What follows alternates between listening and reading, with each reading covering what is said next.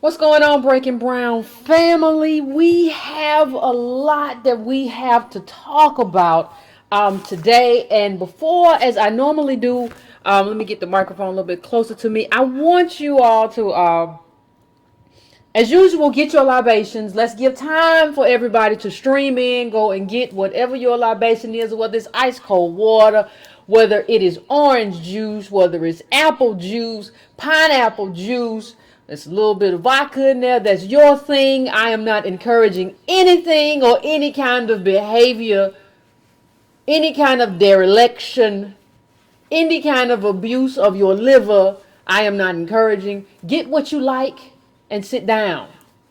We got a lot to talk about. If you want popcorn, now's the time to go get it and sit down. If you made yourself a nice stew and you want to put it with rice, now's the time to go get it and sit down. So, we got some stuff we need to talk about today, Breaking Brown family. We got some stuff that we need to talk about. But first, let me do some housekeeping, as I do every show. You know, people accuse me of begging, and I'm going to get into that. I'm just not going to get into it yet. So please, if you want to contribute to what happens here, please go to breakingbrown.com. There you can make a one-time donation, or you can make a donation once a month, and however, whatever denomination. You can also subscribe to the newsletter, which comes out every Sunday. You can do that every Sunday. Subscribe to the newsletter. It's $2 a month, the newsletter. And it's news links that I think, because what I do here is content. So it's newsletters that I find, because you work every day and you don't have time to dedicate to scouring the internet and finding articles that are good for your political education. You can also go to donatebrown.com. And for those of you who go to donatebrown.com, I do see the messages, and I appreciate the encouragement. You can also go to patreon.com/Yvette Carnell and donate. You can also please like, if you don't have, I get it. If you don't have any money right now, please like, please subscribe.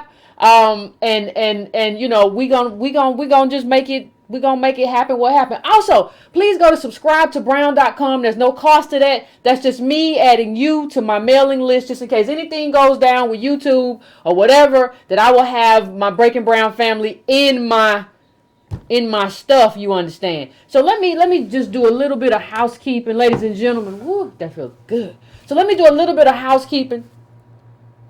I want to say, before I get into anything, and I'm gonna give you, in a second, I'm gonna give you a hint about what I'm about to get into, because it has something to do with your boy, Dr. Boyce Watkins. But I want to say, I didn't want to talk about this today.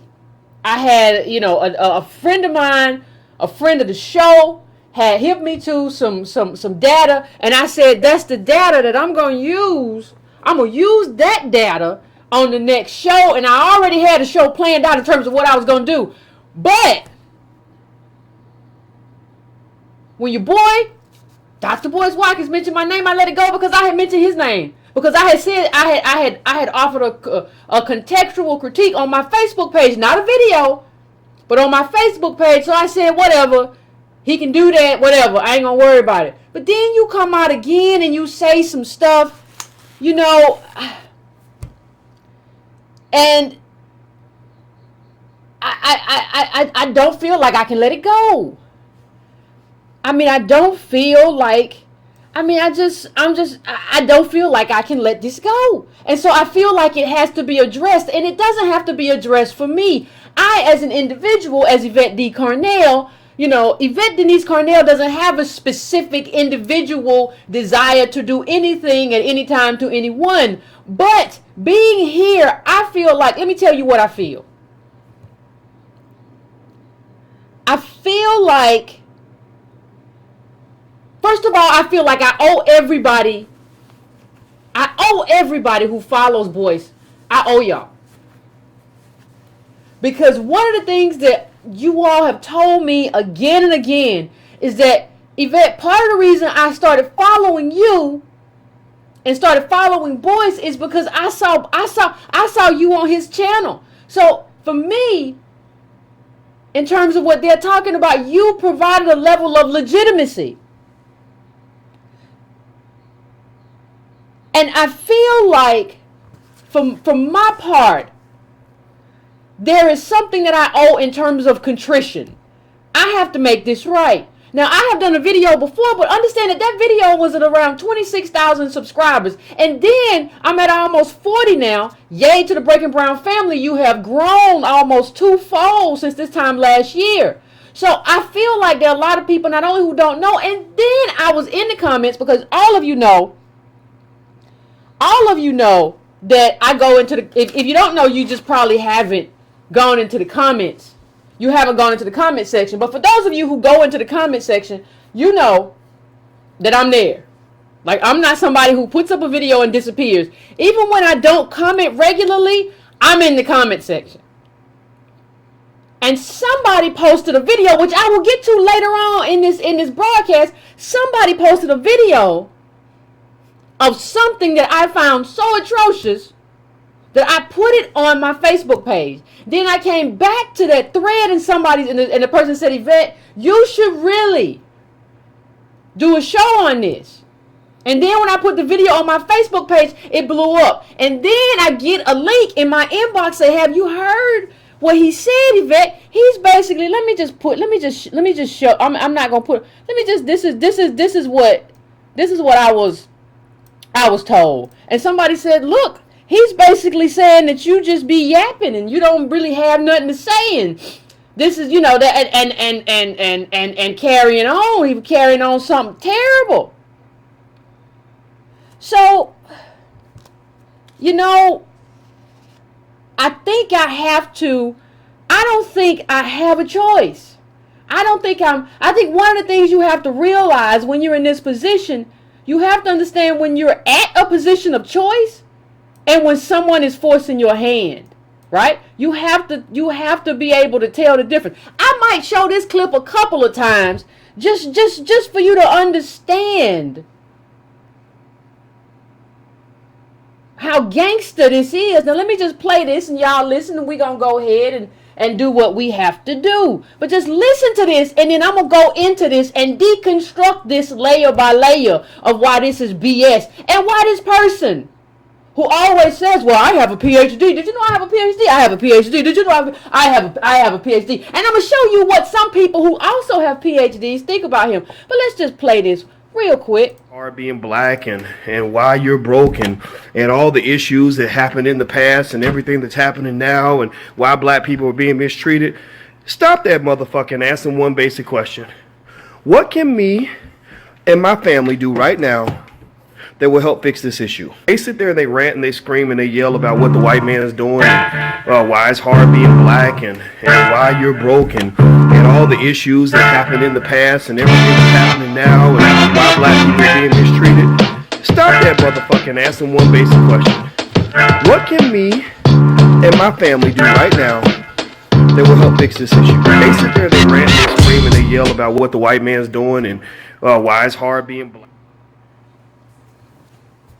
They sitting there and they ranting and raving and yelling about what the white man's doing, but what are they saying about what they can do? That's the question he asked. He asked a very direct question. I appreciate direct questions. These people, Yvette, I love when people just talk about me and don't really like to, well, these people who are ranting and raving, just man up and say what you got to say. I'm pissed off that Yvette put the video up. Fine.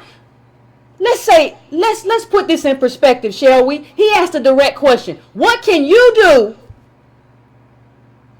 What is a solution in your life that you can adopt right now? And I'm going to tell you a solution that you can implement right now that will make your life 1,000 times better. That will make your mental stability 1,000 times better. That will increase your intellectual capacity 1,000-fold. That will help you understand your positionality 1,000-fold. I'm going to give you that solution right now that Dr. Boyce Watkins asked me for. You know what that solution is? Turn Dr. Boyce Watkins off. If you want one thing that you can do to make your life better, he's right. You can read a book. You can do something to help you understand where you are in terms of solutions. We've had a lot of conversations about solutions on this show and small things that you can do to improve your positionality, not your necessarily your wealth positionality, but your positionality and how you are situated in terms of what's coming. We've had a lot of conversation. Antonio Moore and I have talked about that a lot, about what you can do as an individual to improve. You can read. You can read Michelle Alexander's book, The New Jim Crow. You can go and read that reparations piece by Ta-Nehisi Coates. We had the half has never been told. I played a clip from the author of that the other day. There are a number of things that you can read that can help you understand, but listening to these videos ain't one of them. And let me just say one thing, because he said a lot of little snarky stuff in that video, and I'm sure it was directed at me, but let me just say one thing, ladies and gentlemen. Let me just say one thing. And because when I talk about myself, I don't want you to talk about, I don't want anybody to talk about me and consider me in the sense of Yvette's just out here begging. Understand that when you donate to this channel, you're donating to content. I am surrounded right now by a bunch of equipment that costs a lot of money. But understand one other thing. When I come to you, I don't come to you just talking about stuff that I don't understand. Understand that when I come to you, I have notes that I put together. I have books that I'm reading for the show. I have all kinds of things that I put in place to help and enhance your understanding and my understanding and plot our way forward in terms of what we can do, right? That's what I do. That's why we're here. Now, I want you to compare that to the man that we just saw. And if you don't remember, I want you to just watch and why you're broken and all the issues that happened in the past and everything that's happening now and why black people are being mistreated. Stop that motherfucking asking one basic question. What can me and my family do right now that will help fix this issue? They sit there and they rant. And Here's the thing. And I can't say this any better. I can't say this any clearer than what I'm saying right now. When I do a show, I go from point A to point B. I plot it all out. I bring up the video, I bring up the content, I bring up the chart if I need a chart. When I'm doing stuff in the interim, I bring up something. I bring up the music if it's, I bring up the data, I do it all. Understand that. You are listening to a man who is just walking through his house doing a video in landscape. He didn't even say nothing. If you go to his channel right now and watch the video, you can go to his channel right now and watch the video and you'll see something. One of the things that you'll see if you go to, you'll see that he's just walking through his house breathing hard. And that's you should feel disrespected that somebody thinks that that's good enough content to provide to you. We're in an age, and I know in terms of capital, we struggle to keep up. But I can look around here and I got 4 monitors, a new laptop, a mixer, all kinds of stuff, and he's still giving you some BS stuff on his phone. Understand that these two kinds of people are not alike. Understand that one of these people respects you and wants to provide you with good content, and is not scattered and just ADHD and just giving you an hour and a half of when I was little, and I remember there was a bully at my school, and I am giving you concise information. But one of the things I will not do to you, see, I will tell you that it's up to you. Whatever you want to donate to me is up to you. You go there and you make a decision. I will not sell you a raggedy shirt and mark it up. I will not sell you some flashcards that are cheaper elsewhere and better elsewhere and try to guilt you into buying that based on the fact that I'm a black business. I will not do that, because that is taking advantage of you, and I'm not going to take advantage of you. I'm not going to take advantage of you. That's not my charge in life. And let me just say something. Because he always says all the time, like, well, I am a PhD. That's who I am. Now let me just tell you something. I'm gonna put this up big for you. This is two premier PhDs. This is Darity. This is William Darity, and this is from Politico. William Darity and Derek Hamilton. Right? This is from Politico. And they mention them as like the best of the best. Now understand one thing. Understand one thing. These are not finance professors. These are PhDs. So I think one of the things that we need to do going forward, we need to kind of stop allowing Boyce to behave as if he is the only PhD in the room. See, the thing is, how many times have you heard me bring up on this show? Well, I used to work on Capitol Hill. I don't bring it up because I don't have to. Like, you won't even hear them bring it up because they do the work. They do the data. They bring you the information. They bring you the statistics. They know how to break down information because, see, you know a person and you know a man by his works. So how can you say that you're a PhD and when's the last time you published in a journal? When's the last time you did any of that? So hold on. You say, Yvette, what is the significance? You're telling me that this is what it is, but you're not giving me the significance. You're not telling me why I should care about this. You're not really giving that to me. So let me just, that's always a method to what I try to do. So Derek Hamilton tweeted something earlier today, and I'm going to put it up. He said, it was a response to Boyce Watkins. These are, if you're wondering about Derek Hamilton and William Darity and their specialties, one of the things that you have to keep in mind is that these are intergenerational professors that study the flow of wealth. So everything I talk about on my show, everything I talk about on Breaking Brown Live is anchored in what they talk about. This intergenerational wealth thing that we talk about, that's it. That's the specialty. That's their specialty. It's not finance. Finance is crunching numbers, and that has its place in corporations in terms of resources and value and capital. But they're not an expert in what Derek Hamilton and Sandy Darity are experts. He's not an expert. Boyce is not an expert in there. And if he was good at what he did, he wouldn't have to keep telling you that he's a PhD. But this is what he said, and I'm gonna bring it up. So I'm gonna bring up Boyce's part just so we can read it, and so that you can read it and you can see it. I just want to bring it up, make it big. I don't know where you're watching it from. And it says, Boyce says, if you want to avoid poverty, do these 4 things. Avoid debt, invest consistently, start a business, get an education.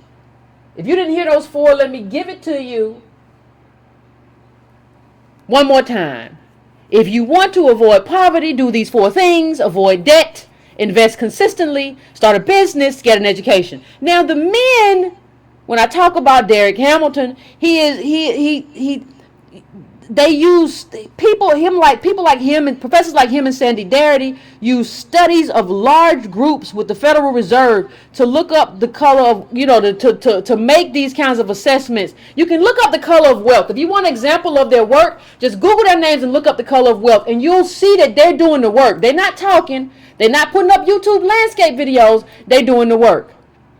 Right? And so here is what Derek Hamilton said. He said this is a silly, misleading tweet that basically serves as a tool for the status quo, a snake oil prescription for poverty that is correctly characterized by Breaking Brown, that's me, and Tone Talks, Antonio Moore, selling false hope. This ain't me talking, people. If you get around these intergenerational economists who study this for a living, they're going to tell you Boyce is a joke. That's what they're going to tell you. He's not, and they have to, like, the thing that, like, you have to address Boyce. You can't ignore people. Like, well, why can't you ignore him? Because people are listening to him. And one of the things I have to ask, and listen, I'm making my amends right here, but I have to ask a lot of you, why are you still listening to him say the same thing he said 5 years ago? Why? I have to ask myself, why are you doing that? And when are you going to take responsibility for the role that you're playing in the fact that he's still around? Let me just read something for you. It's on my phone. Snake oil, when they mention snake oil in this, when Derek Hamilton mentioned that, just understand where it comes from. Snake oil is a fraudulent limited without snake extract. So you're selling snake oil, ain't no snake extract in there. Currently, it has come to refer to any product with questionable or unverifiable quality or benefit. By extension, a snake oil salesman is someone who unknowingly sells fraudulent goods or who is a fraud, quack, or charlatan.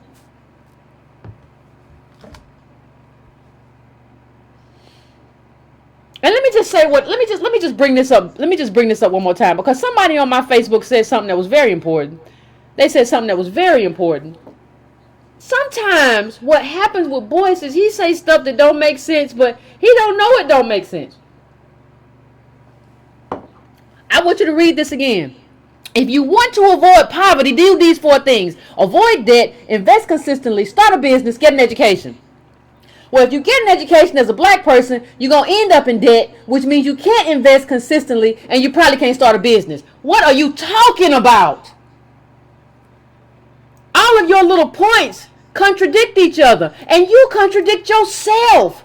Let me tell you how you contradict yourself. You contradict yourself because you say get an education. Well, what kind of education, Boyce? Your business school? Because you tell people not to spend that kind of money going to school, even though you brag about having a PhD all the time. Are you okay? Are you going through something?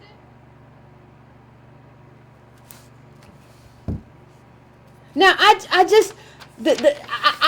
don't know why we're in this space that we allow,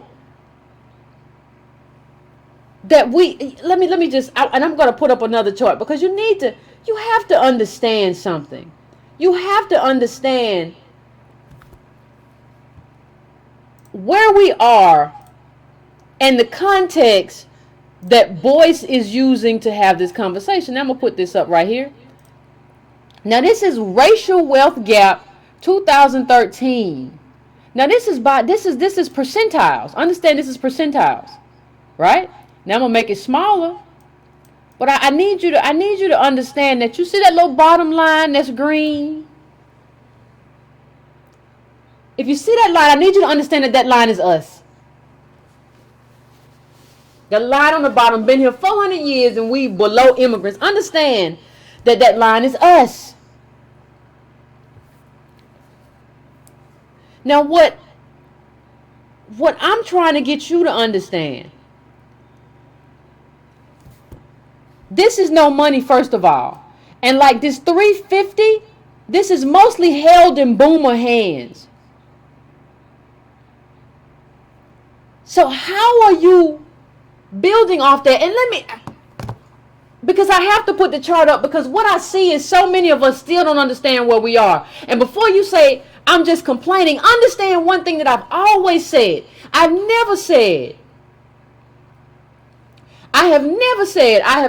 have my own beliefs, but I have never said to you not to do black business. What I have always said is that there is no black business without black politics. Let me say it one more time. There is no black business without black politics.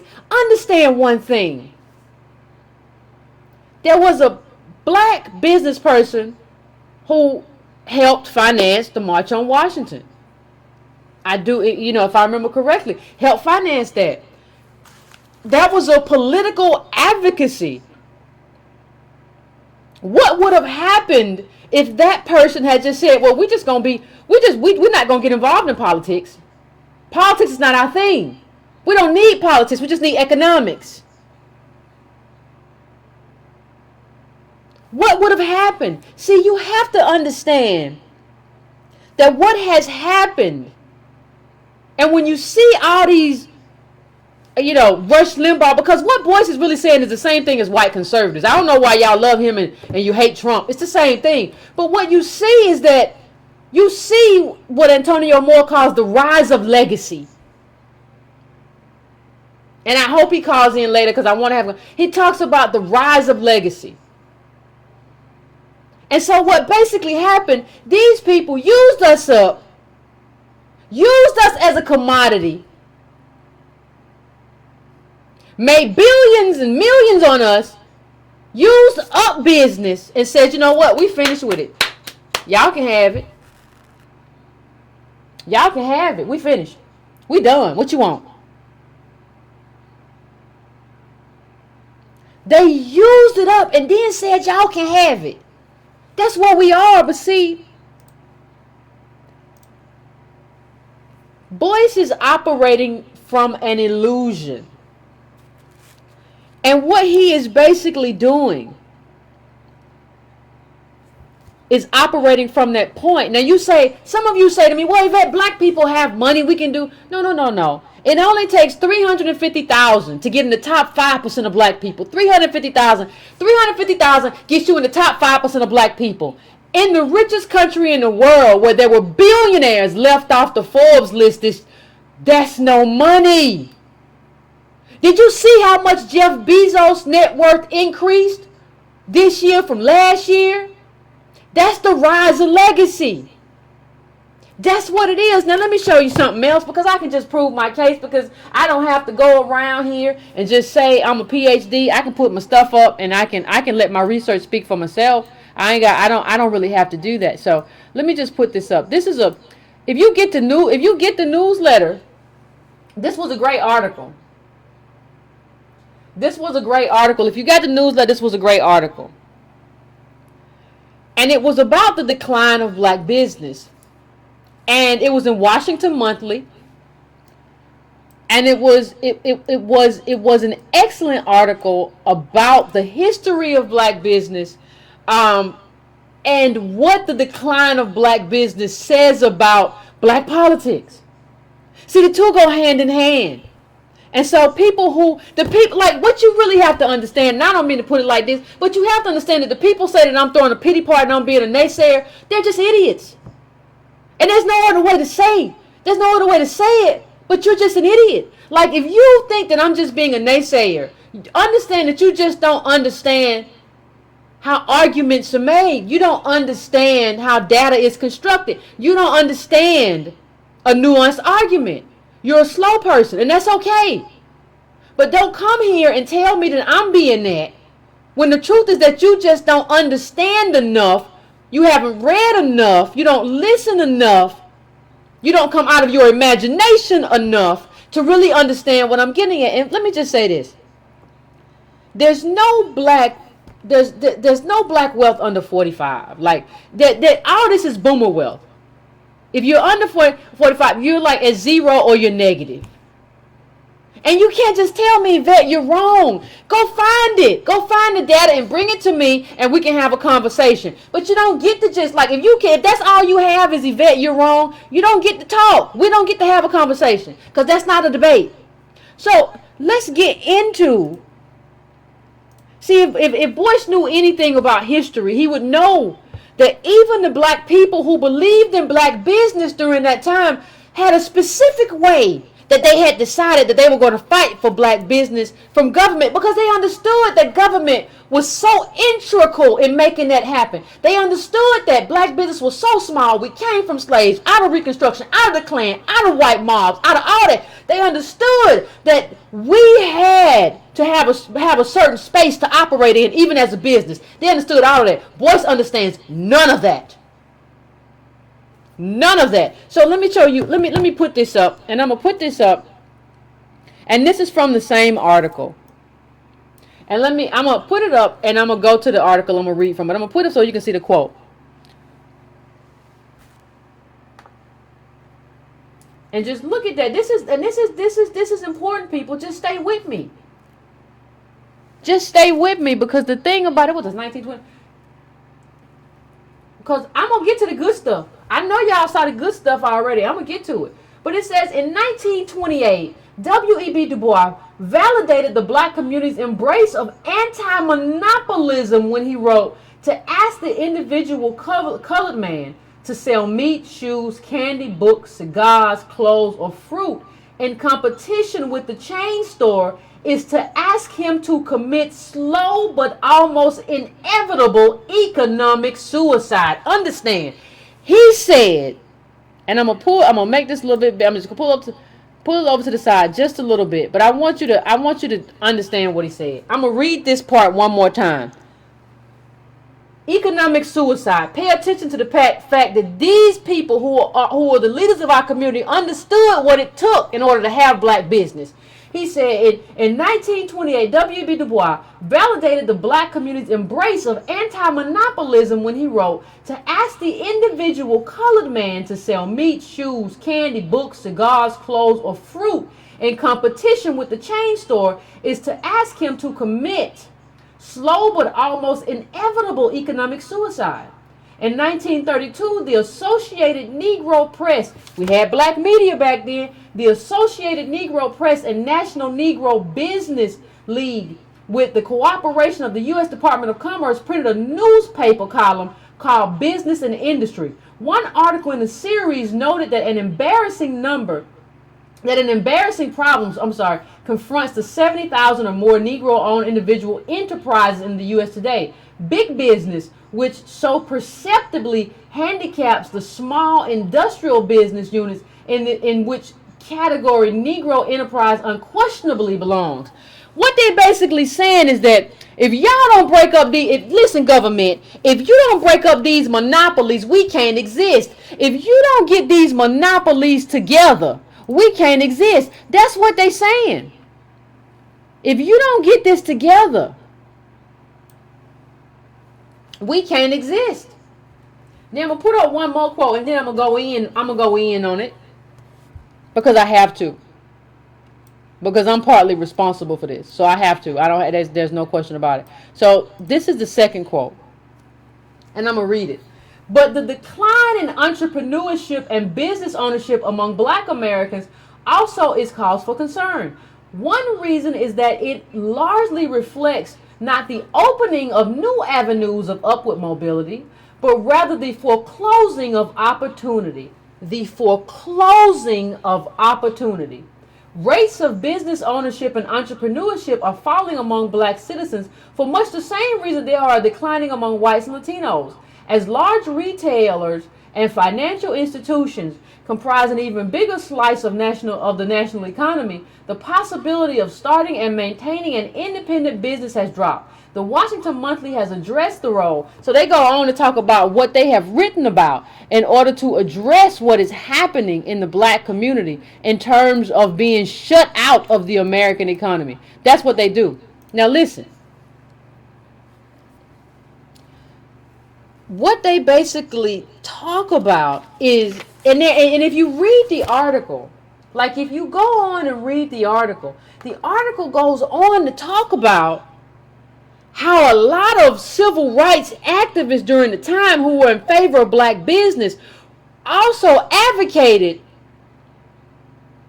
to bust up these monopolies, because what they understood was that nobody who just came out of slavery could compete against these chain stores. So you had to break up monopoly. So if you were really, Boyce, into this, and if you really, Boyce, understood what was happening, you would be invested in breaking up monopoly. But you're not. So the question becomes, I meant to pull up this clip, but this is the book. For those of you who haven't, and I'm getting to the point that I'm getting to, and I'm gonna reveal the fraud. But let me just, this is how capitalism underdeveloped Black America. And I just want to read one part, because one of the things that always goes unsaid when you have a conversation about black capitalism, people always say, well, what black people, I always walk away from somebody who says, well, black people is the only people who, or if black people had only. What that person is showing you is that they have absolutely no knowledge of history. They have absolutely no knowledge of history. and you don't have any, there's no need for you to be around them. So let me just show you one of what happened, because we've done this black capitalism thing before, and we've seen what happens when we don't have government. So let me just read a little bit to you for the people like Boyce who don't read. Of course, black business was not without certain risks in a racist society. What do you say? Black business, risks of racism? Are black people still black even though they're capitalists? Who knew? Northern and southern whites found it difficult to tolerate the economic success of any individual black person, fearing that even isolated instances of black financial ability would threaten the racist order. In 1844, Virginia authorities revoked the license of a mulatto innkeeper, Jacob Sampson, without explanation.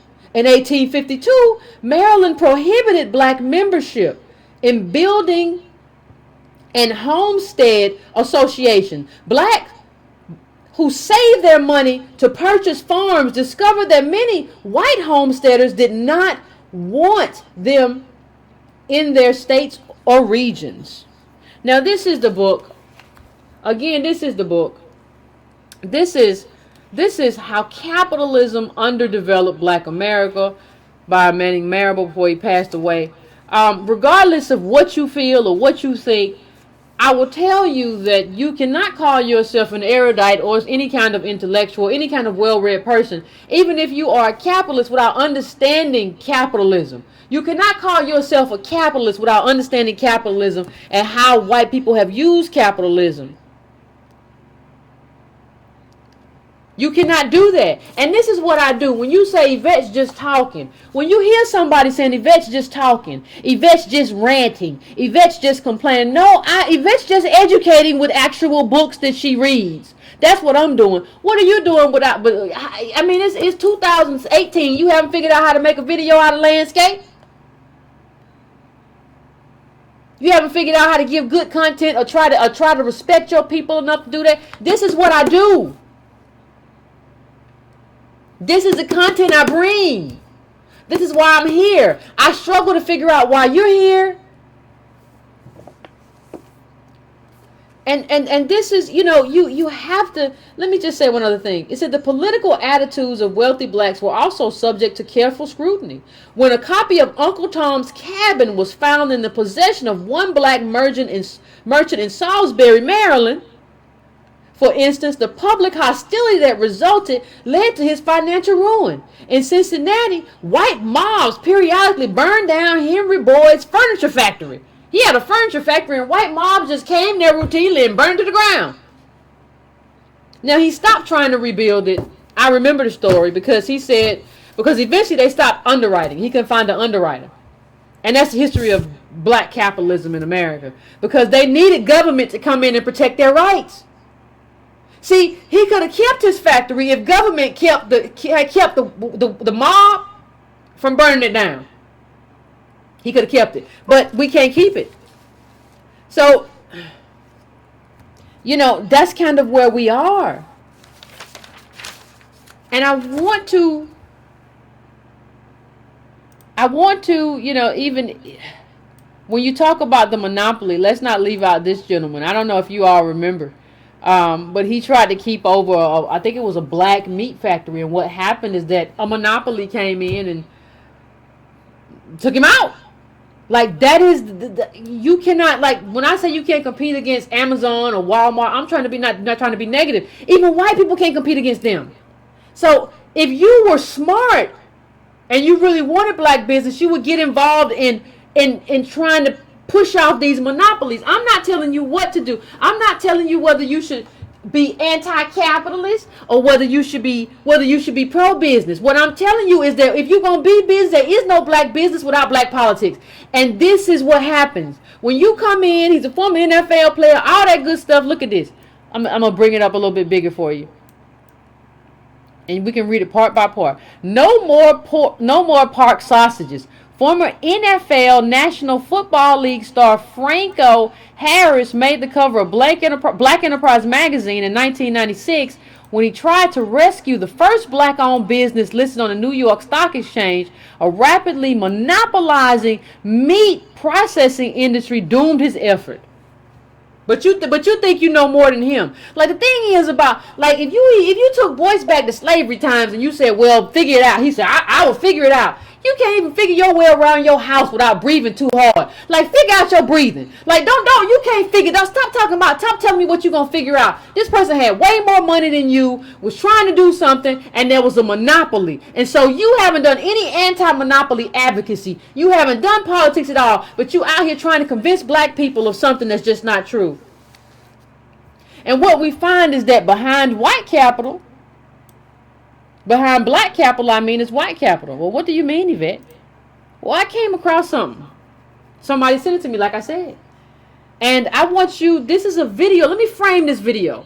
This is a video of a guy who, I don't know whether he works with Boyce, but he says, in the second video that I played, that Boyce is my pitch man. And he's an Asian guy who, it's all very interesting. But I'm going to put this up and play it. Then I'm going to come back. And I'm going to tell you what I think about it. I do. You know, I tell people, I basically sell open dreams. And I fulfill it. Sometimes I fulfill it with SaaS. Sometimes I fulfill it with a physical product. Sometimes I fulfill it with an info product. But ultimately, I'm selling open dreams of some sort of desired end result. I don't know if that makes any sense. Absolutely makes sense, yeah. So that's kind of how I look at it. So, like, if you look at it, you know, and you got me thinking. So let me pull this up real quick on my end. I'm going to share my screen. Let's see how to do this. Yeah, I'm going to share this right here. And this was kind of exciting for me, you know, as a copywriter, you know, side of things. You see my screen okay? You see like a presentation or whatever? Yeah, I see it. You know, if you look at how we do it, you know, in this case, we're selling like a children's education product, you know. I'm not saying, like, I believe it's a good product we put together. I'm not saying it's a bad product, but in the grand scheme of, like, you know, children's education products and stuff like that, you know, there's thousands of them out there, right? It's like if you're selling, like, webinar software, if you're selling some sort of chat tool or whatnot, you know, the reality is, like, you know, we're not that special snowflake. Explain what I do. You know, I tell people, I basically sell open dreams. Listen, he said this Asian man who I don't know where he's from, his name is like Mr. Wu or Charles Wu. He said, I sell hopes and dreams. He said, we're not that special snowflake. And understand, when he's talking about Boyce, he said we. He didn't say, I'm not that special snowflake. And somebody donated like $200. I appreciate you. Ooh, you got fired up tonight. I appreciate you. But he doesn't say. He says, I sell hopes and dreams. That's what Obama did with us in terms of the black community. He sold us hopes and dreams. That's what this guy is saying that he is selling to black America. And there is no affection in his voice. There is no blackness in that. Now, understand one thing. Before I go, let me show you something else. Those of you who have been watching me for a while will remember that Boyce did some kind of joint venture with the Maven.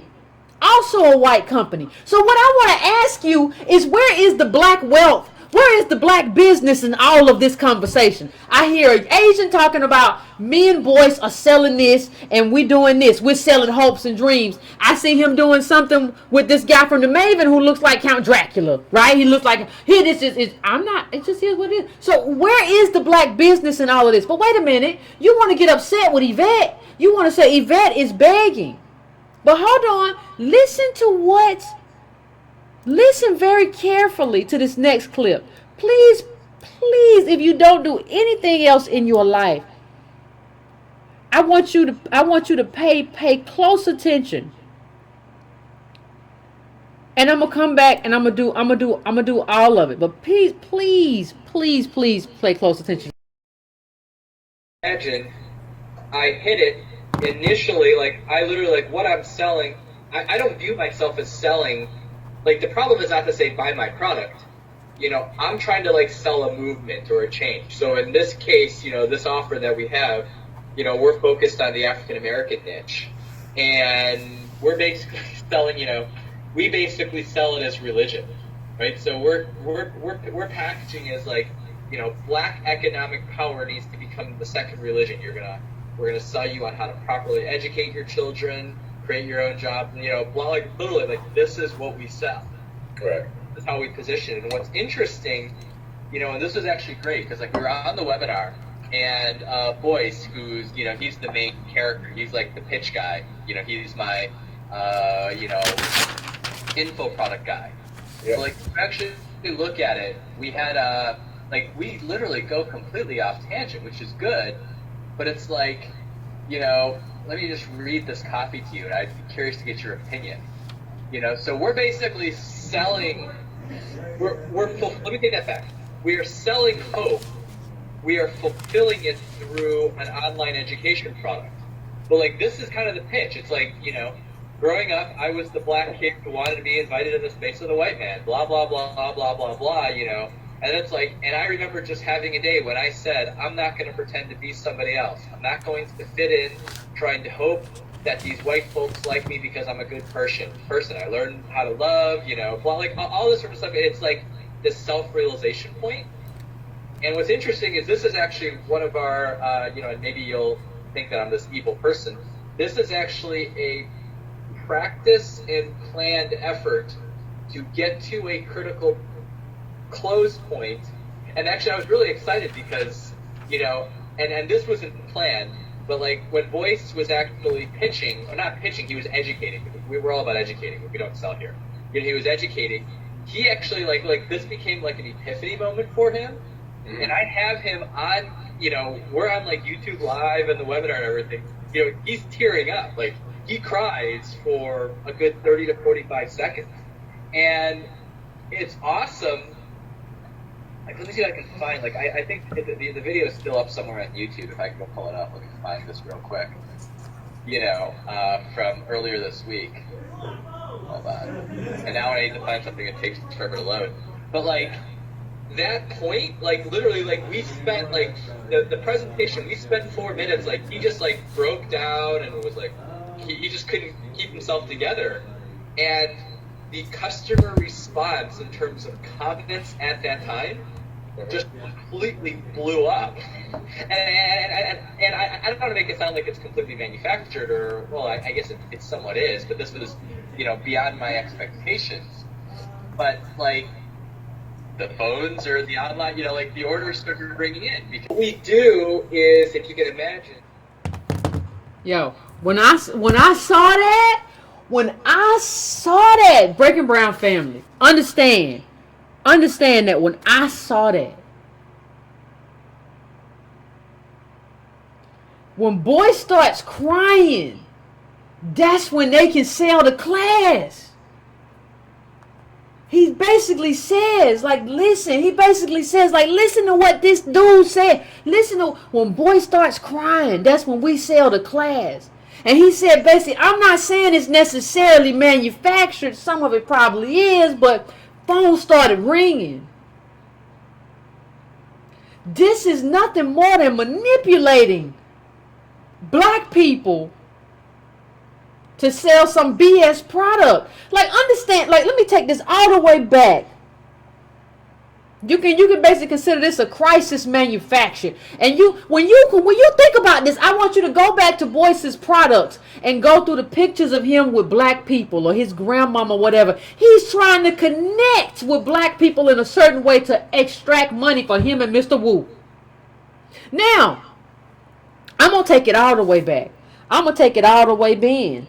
He said this is a practice planned effort to get a critical close point. So he got Boyce in there doing a practical effort to get a critical close point. And shout out to John Rock, who donated $100. I appreciate you, brother. Shout out to you. But let me just say this. This is a practice.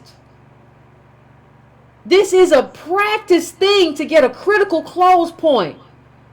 So this crying, this is a practice thing to get you to a place where you feel a connection with Boyce and you start handing over your money. How does that make you better than me? You think you better than me? I just ask for donations. I say whatever you can give for this content, for what I give you. It's the same thing if you go watch CNN. When you watch the commercials, that's what you're doing. And that's what I say. I don't tell you what to give, $1, $5, $20, $100, whatever you got right now, that's what you do. You over here with Mr. Wu doing all kind of stuff, but you want to tell me that you better than me? You better get out of my face. And let me tell you, I'm going to take it out. I'm not through. I'm not finished.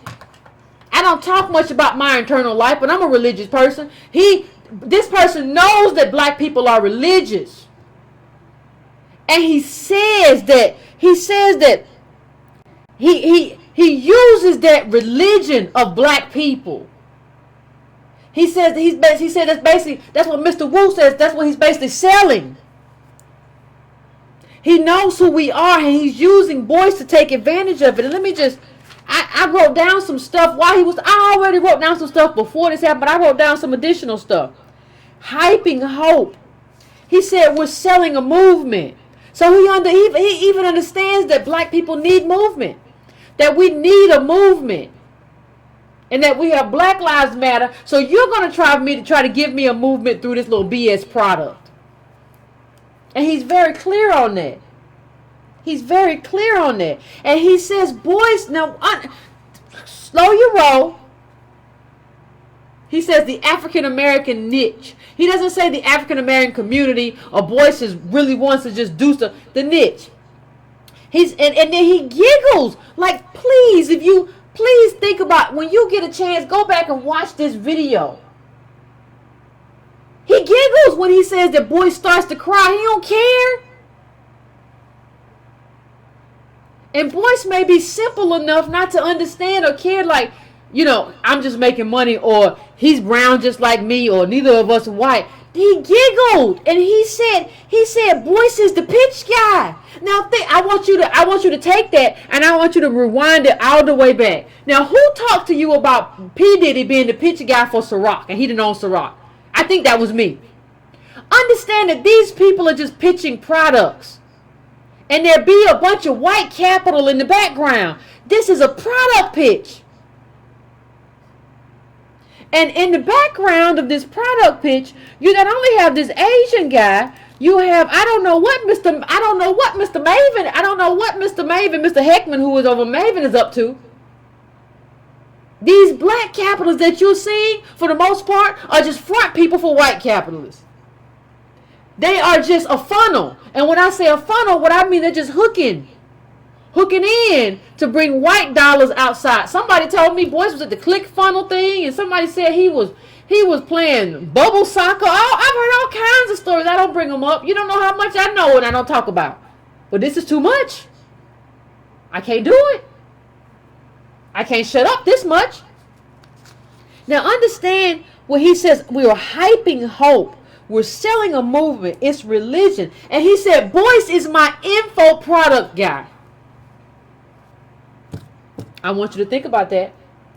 Boyce is my info product guy. He didn't say I'm Boyce's. Now hold on. Back up for a second. I want you to back up to that video Boyce sent you. He put all this pro-black stuff on the table. And I need them to tell me. And I need the solution, motherfucker. And all this sound like he done smoked on something.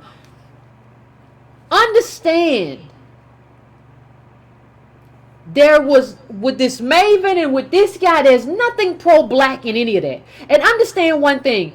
You're talking about me taking donations, but what is worse, black people? I want to ask you this question. I want you to answer me. What is worse? Is it worse for me to ask you to contribute whatever you have? Or is it worse for him to have a copywriter who designs his copy to manipulate black people based on our history in this country and our culture of being religious and getting involved in movements? You tell me what's worse. And you should end this man. And I'm not talking about anything physical. You should end watching his videos. I have shared enough books on this show. I have shared enough books on this show for you to cut off the YouTube, the Boyce Watkins YouTube, and go over here and read stuff that you need to read to understand who you are and your plight and our plight in this country. I have shared the information. You do not need anything that he's selling. He is part of the problem. I tried to be with him and I tried to help him until I realized I can't do it no more. I tried to talk to you and the only thing you say to me is I'm a PhD. That's not going to work no more. You have to understand what benefits you. You have to understand what hurts you. This guy called Boyce a character. And when Boyce started talking, when he started talking about Boyce crying, he said blah, blah, blah, blah, blah, blah. This is who Boyce is affiliating himself with. Mind you, this guy was also doing cryptocurrency stuff. So Boyce not only brought him in to do his copy and manipulate black people to extract money from black people, he brought this guy in to do some cryptocurrency stuff. If you go to this dude's page, he actually says some stuff about how he's going to start a new coin. And he's posting in Juneteenth, which is Boyce's Facebook page. So what I'm wondering, I have no idea at this point, are you, Mr. Wu, are you allowing Boyce Watkins, this guy, to take advantage of your followers to do an initial coin offering so that he can make money off of your black world and the people who follow Dr. Boyce Watkins? Is this what black business is to you? Is this what black business is supposed to look like according to you? Because according to me, it looks like a scam. I can't say it no other way. And he says, the guy says, Mr. Wu says, Charles Wu says in the video, well, I hope you don't think I'm kind of a bad person. He said, but he obviously, and one of the things that strikes me, he doesn't have any respect for Boyce. Like he just, for you to bring this video up and it's public and you to talk about what y'all did, knowing that Boyce has an African American following, he don't care about you. He don't care about black people. He only cares about the orders that started to come in. That's what he cares about. He don't care about you. This is like so much of this is white capital kind of disguised as black capital. And it's an illusion. And you say that I'm waiting on the white man. No, Boyce, I think you're waiting on the white man. I just think you won't be honest. Like, see, because I'm not waiting on the white man. See, because the United States government that I talk about, that's just as much the government of black people as it is of white people. That's not the white man. See, you're an idiot if you think that calling on the government that you pay taxes to is somehow calling on the white man. Because everybody calls on government. Every lobbyist, from agribusiness, from farmers to pharmaceuticals, everybody calls on government. So why shouldn't we? What are you up to? I have to ask myself, if you don't think we should call on government and we are American citizens, what are you up to? Who has you up to it?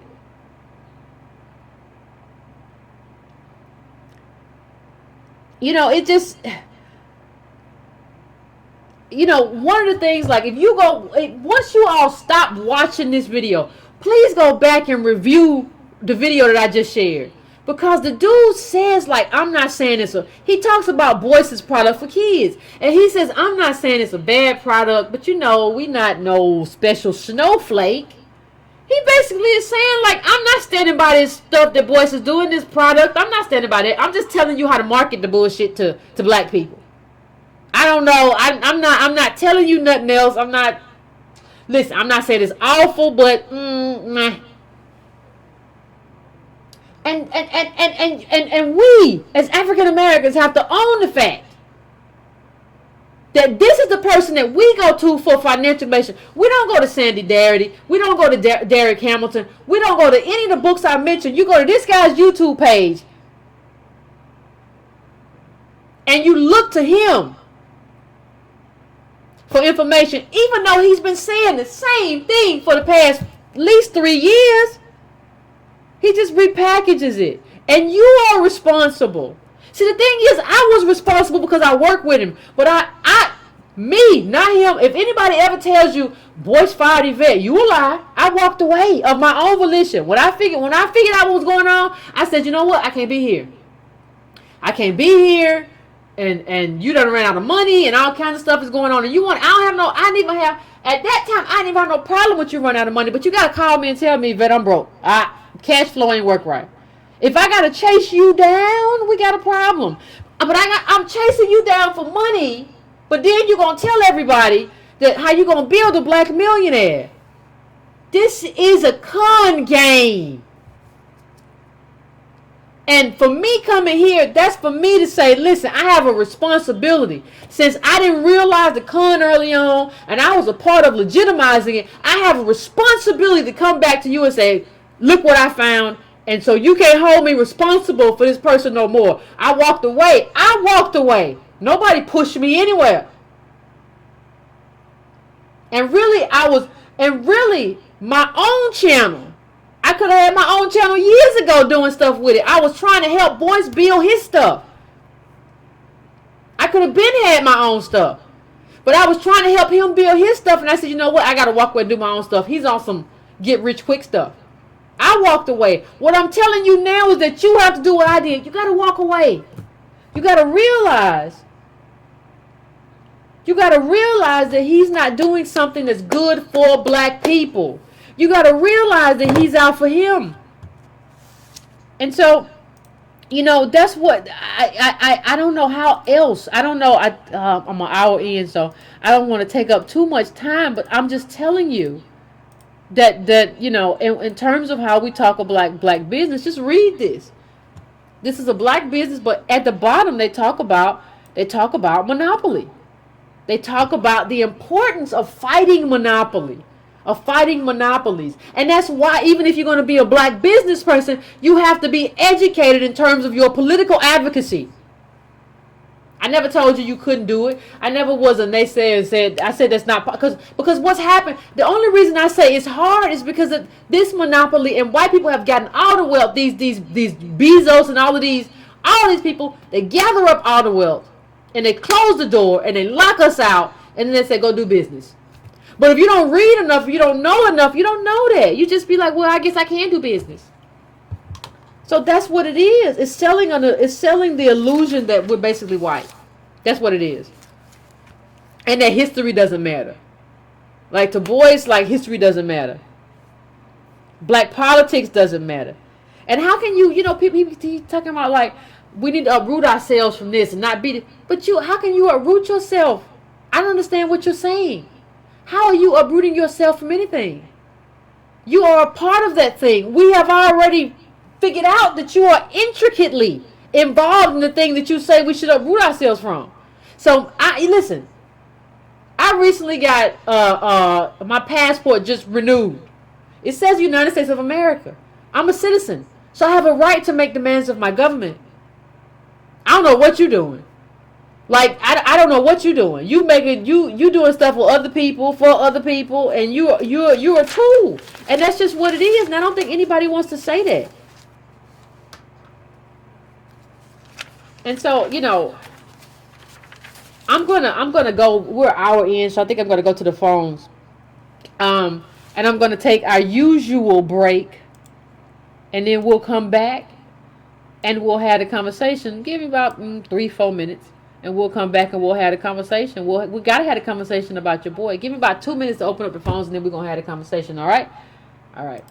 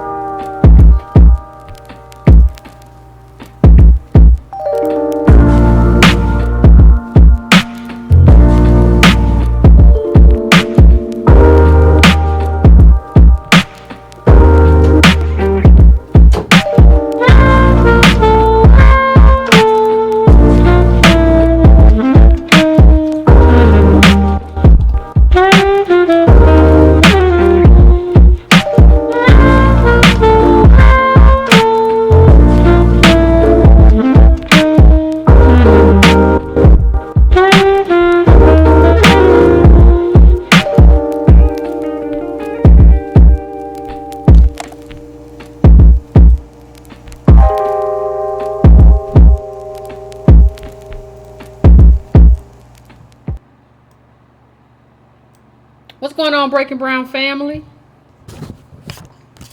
I think we back. I think we back. And I think we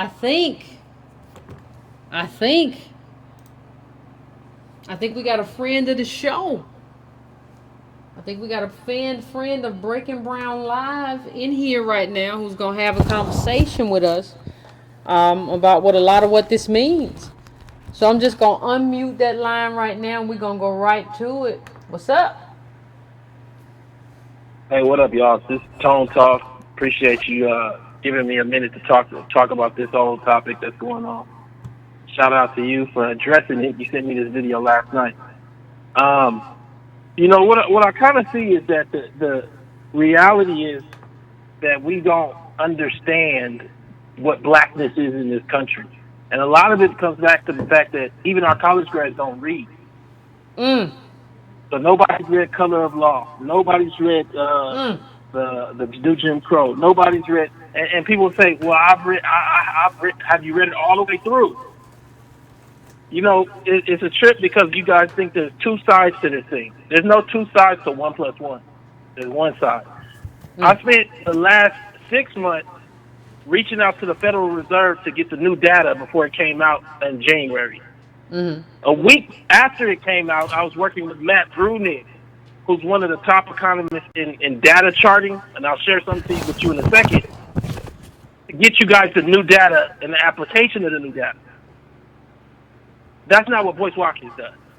You know, and I'm not a fan of what he does, but I'm just telling you that that's not what he does. I'm not even a PhD economist. I respect the work of Sandy Darity. That's why I bring you interviews with those people. I respect the work of Dark Hamilton, who I sent that video to last night. The one with Charles Wu, whoever the guy was. I respect the work of Thomas Shapiro. I'm getting a little bit of feedback here, Yvette, where I hear the echo. The thing that's a trip is I have a piece of a research paper coming out with Darity, Hamilton, and like 4 more economists that you guys don't even know about the 10 myths to close the racial wealth gap. And I just want to focus on one of those myths. We had to come together as a group and find out what are the myths of what black people believe, and white people, that will close the gap of race. And one of them is financial literacy. We have a bunch of vapid college graduates that think if you learn what a stock is, you can outrun race because of it. And none of the data supports any of that. Y'all need to go read The Color of Law and then come back and talk to me. Yeah. You know, we got a whole process of thinking about money without race in it. We have a whole bunch of people raised on the Cosby Show with Peter as Rudy's best friend. You know, we sent our kids meaning well into white schools, into diverse schools, and they came back without an understanding of race, and they will be introduced to race soon enough. Hey, Yvette, can you pull up the chart with the green and the red line? Hold on a second for me.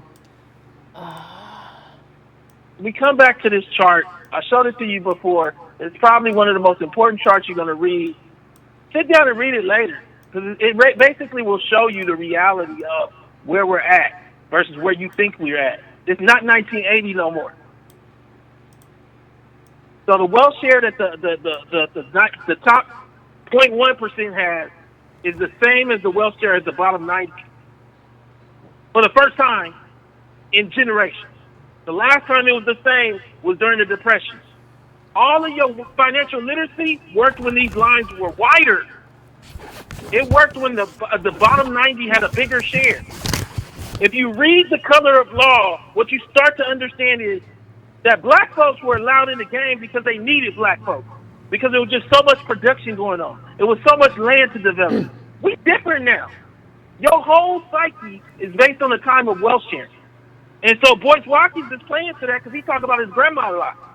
Don't tell me about your grandma. I said this to before. Tell me about you.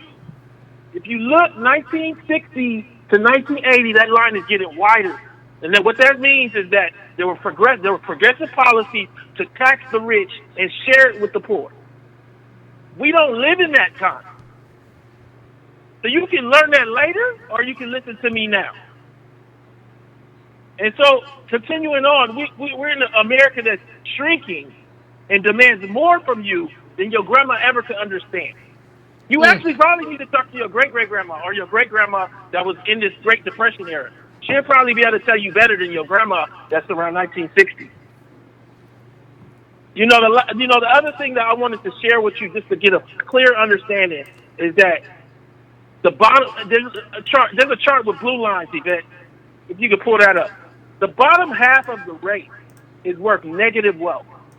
The bottom 80% of the race is living on, meaning Black America, is living on next to nothing. Almost all of the little bit of wealth we have is in the hands of the top 20% of Black families. Boyce is telling you to make money from nothing in an immense wealth inequality. And if you don't make it happen, be dissatisfied with yourself. None of that makes sense. I just hope that you guys start to understand where you place on this chart. So many people tell me they don't want to be a millionaire. They just want a good life. But what they also say is, I want a house, I want to pay for my kids to go to undergrad. I'm not going to pay for them to get a master's. And I want to pay for retirement. That's $1.2 million. That's $1.2 million in America. If you got 2 kids, you and your wife, that's about $1.2 million. Now, the problem is, and this is the last thing that I'm going to say, Yvette, can you pull up the last chart? The last article. Go pull up this article. I did it with Matt Brunig. It's based on the 2016 data. This chart is 2013. The new data came out. Me and Matt came out with a piece the next week. It's called Without the Family Car, Black Wealth Barely Exists. You can go Google that. And I just want to share a section with you, just so you can stop talking to me crazy about stuff you don't understand. So this is the section.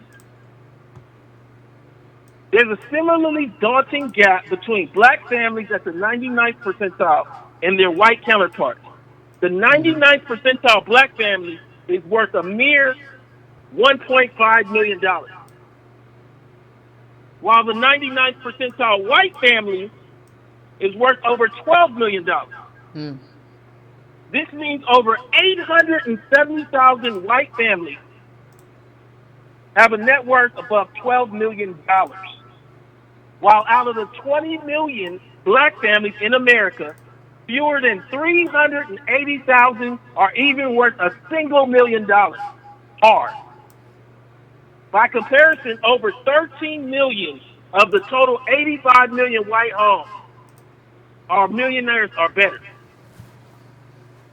That's the reality of where we live. I don't think you understand no financial literacy, no Black celebrity, no home ownership is going to close it. So then somebody says, what's going to be the solution? Well, you don't understand race if you still asking me for a solution after I read that to you. Go read Color of Wealth. Thank you, Yvette. Appreciate it, Tone. Appreciate you calling in. I mean, that's just what it is. I don't know what everybody else. I don't know what anybody wants to do. I really don't. I really wish I did, but I don't really understand what people are looking to. Like, if you're gonna have like your solution, like and I'm not trying to be any kind of way, but Boyce's solutions are like superhero solutions. Well, I'm gonna climb a single. No, we need people. We need people. We don't need you to climb something in a single bound. Or no. That's not how this works. We have to do this together. We have to do this politics together. I'm not talking about what you have to do on your own in terms of being a Black individual, but in terms of what gets open those doors. We talk a lot about having plugs as Black people. Like, education is supposed to be a plug that you plug into a middle class lifestyle. But what they did to Black people is they gave us the plugs and nothing to plug it into. We talk a lot about plugs and outlets as African Americans in this country. So I don't know what somebody who is like, I don't know what he's talking about. I don't know what his mission is. I don't know what he's trying to say. I don't know what a lot of other people, outside of the Breaking Brown family are really trying to say. But I'm going to go to the next call real quick. This is 845. I'm coming to you. Tell me first what's your name, where you're calling from. It's me, Warren. I'm calling from New York. Hi. Can you speak up a little bit And for me, Warren? yeah, I'm here from New York. I'm sitting in your show, just having my life. Can you hear me? I can hear you all right. Yeah, go ahead. Yeah. So I saw Watkins, his whole thing about the 4 things that you need to be successful, and one of them was, oh, you graduate college, and it's like, I don't think he understands. Like 2017, high schools are more segregated than they've ever been. Mm-hmm. And the thing that I realize is that 43 to 51% of students from low-income homes, i.e., black students, only make it to college. 81 to 87% of high-income households, i.e., white kids, go to college. So when you're saying that you want black people to graduate college, like, do you even realize how small of a percentage of black people actually get into college and then graduate college and then graduate college without debt? No. So I'm not sure. He's saying, oh, don't have debt. Most people have debt if they're going to go to college. So I'm not sure what dream world he's living in when he says that. Yeah. And also, a quick side note, the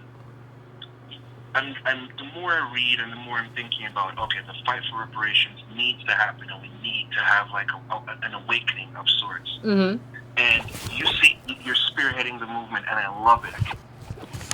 But when I look at how the government operates and how bills become laws, and it seems like this fight that we need to fight, it needs to be won on a state level first, before we can even think about. It needs to be what first? It needs to be won on a state level first. Okay. So that we can have the representatives in Congress, in terms of the House and the Senate. Mm-hmm. Okay. I appreciate it, Colin. Thank you. I'm going to try to get through a few people, but I appreciate it. He's saying it needs to be won at the state level first, and I'm not necessarily disagreeing. I think a lot of these fights, like when we talk about the hookworm in Alabama, we talk about the state level and what has to happen at the state level. So I'm not necessarily disagreeing with that. I'm going to go to 313. I'm coming to you now. Tell me what's your name, where you calling from. Hey, Yvette, this is Chad in Detroit. What's going on, Chad? First of all, your presentation was pretty much, you ethered Boyce Watkins. So I appreciate that. That was awesome and hilarious at the same time. What's interesting to me is he's using, attempting to sell or be the spokesperson for, rather, the same system that has historically disenfranchised black people in America. Yeah. To make sure to line his pockets. Yeah. He's using that same system, thinking that it's going to suddenly work for us now. One thing, that I find interesting when I watch his little 4-minute video was that he said, a white person hasn't stopped you from doing this and the third. Well, historically, white people and the white supremacist racist system has, in fact, done everything that they can to disenfranchise black people. I mean, we went through desegregation. That was really mostly desegregation of spaces. There was no desegregation of resources, and that's the problem. If the resources are not desegregated, then of course we're still going to be behind. The problem is the resources still need to be desegregated, and that's what we see ourselves in the position at right now. Yeah, economics will help, but to reach economic prosperity and economic freedom, and freedom in general, you have to have the launch pad of politics first. And at that point, what will happen is the two will become symbiotic.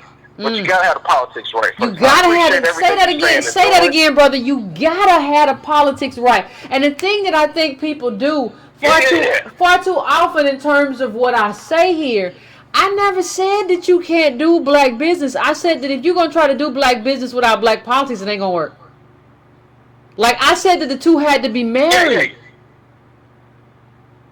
Yeah, they have to be, after the politics is right, and after you launch from the political standpoint, and once you launch from a place of political power or at bare minimum political equity, then you can have the economics without interference from the politics later. Because that's what happened with Black Wall Street and all of our other historic towns, was that we had that economic sovereignty, but the politics wasn't right, so these crazy white dudes ran their roughshod without any consequence.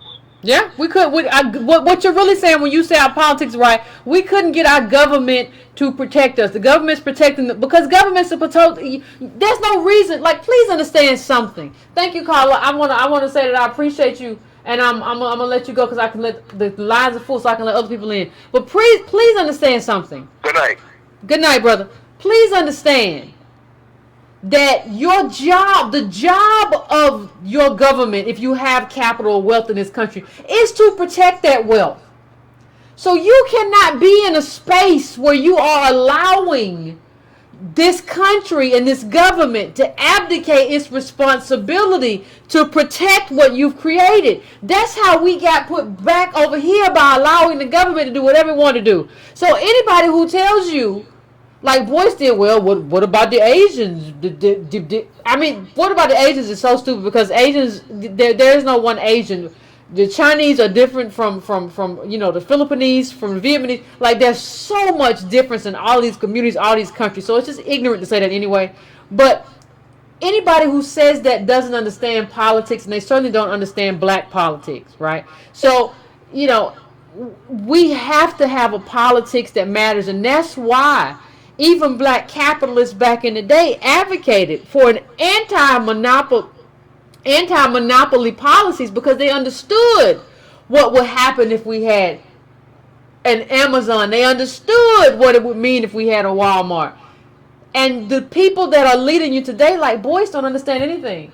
And so, but we still follow them. So 731, I'm coming to you. What's your name? Where you calling from? People that are leading you today, like Boyce, don't understand. Cut down your laptop or your TV, please. 731. 731. Can you cut that down? Hello, can you hear me? Yeah, but cut down your background a little bit.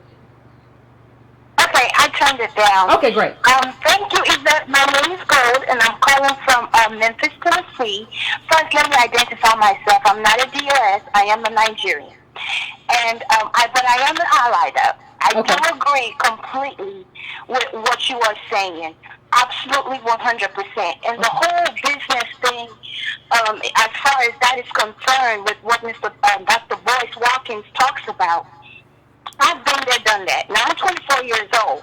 And yes, what you do talk about with the Africans and stuff, with the money and all that stuff, yes, that is 100% true. And even with that, and being in the U.S. and trying to create a business and still having to maintain your daily life and all these things that come along with that, it is not enough. And I'm like, if I, with the position and all the stuff that I even have with the support with my family, I am not even able to do that. How is it that you're telling people, and I live in Memphis, which is 60% black, and I understand and I see, and when I drive through the city, and I'm like, oh my God, these people, I call them my people. They're just going through so much, and what you talk about on your show, I'm like, I see it in the city. There is no way you can tell these people, tell them to go and go start a business. It doesn't work like that if they don't understand the politics that's for their agenda. I agree, Carla. That's all I have to say. And in reference to the capitalism and stuff like that, capitalism works when there is debt. So there is no way you're going to tell a person that lives in a capitalist economy that says, hey, stay out of debt or don't have debt, but you're going to play the game of capitalism. It's not going to work. It doesn't work that way. All right. But thank you. I appreciate you. I appreciate you, and I appreciate you being an ally. I appreciate that. Thank you for calling in. But yeah, capitalism without capital, and then You know, how many times did Donald Trump go into debt? I mean, it's just so convoluted. You just done weird a bunch. I don't know what it means. Like, let me go. I'm going to 612. 612. I'm coming to you now. Tell me what's your name. Where you calling from? Hey, Yvette, it's me. Oh, I can't hear you at all. Yeah, can you hear me? I can hear you better now. Oh, okay. I'm Thomas Loudon. I'm calling from Minneapolis, Minnesota. Okay. I just wanted to, show to kind of let you know, I'm not a BDS. I'm from Minneapolis, Minnesota. I'm actually, I'm born in Somalia. I came here when I was 13, but Okay. I really feel like in Minneapolis, in my community, I feel like the black people got the boot of the shoe, pretty much. Yeah, that's true. In a way that I went to the city council, I went to a lot of public communities and trying to explain to them regarding the poverty level. And my community right here is one of the worst communities actually in the U.S. Yeah. Regarding some of the aspect of wealth gathering and stuff like that. So Okay. it's just amazing. In your show that you talk about the wealth inequality that have been here in the U.S. and a lot of people as immigrants we don't really understand. I agree that you don't understand. Thank you, caller. I'm gonna cut it off because I appreciate all y'all calling in about what is not understood. But like, let's just try to stay on topic and be respectful of the people who are in the queue, who want to talk and who want to have their voice heard before the show cuts off. So just let's be respectful, let's be concise, and let's show people that we can get to the point and keep it moving. 202, I'm coming to you. 202, what's your name? Where you calling from? Hello? 202, what's up? Hello? Is this Yvette? This is Yvette. Every day, all day. What's going on? Oh my God! I can't believe I got through. You I'm did. a fan of your show. I've been listening for a long ass time. Hey, since Boyce Watkins is exposed, and Umar got exposed. They saying he's taking money, scamming, sleeping with middle-aged single black mothers, sleeping with lady boys in Asia, doing all this scam stuff, and not really building the school. Do you think like the Breaking Brown family, we should kind of close ranks and start kicking these people in our tribe out, who are on this Shriver, black celebrity illusion. You have a lot of black people that really just buy into, you can just pull yourself up by your bootstrap. You gotta be exceptional. Pop's daddy did it. Boyce Watkins was I just feel like it's just these people that it's almost like a heroin addict. It's like, or a crack addict. It is though. It's an addiction. It's still an addiction. It is an addiction though. It is. And they look at you as the enemy. Whenever I would tell my, parents about something Boyce Watkins would say, they would agree with it. But anytime I would tell them stuff that I learned from the books that you put on your site, or with Tone Talks or Darity, they immediately just reject it. Statistics are just created by people. I don't buy that stuff, that mumbo jumbo. And it's just like, I just feel some people, you just got to charge them to the game.